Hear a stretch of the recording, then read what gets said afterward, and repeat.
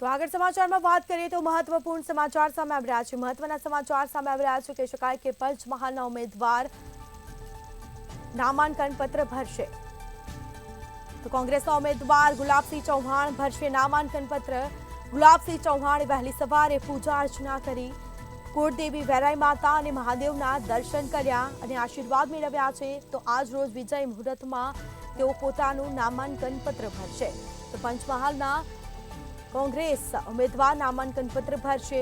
કોંગ્રેસના ઉમેદવાર ગુલાબસિંહ ચૌહાણ ભરશે નામાંકન પત્ર।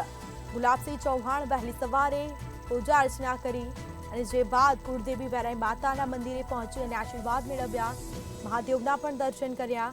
તો આજ રોજ વિજય મુહૂર્તમાં પોતાનું નામાંકન પત્ર ભરશે।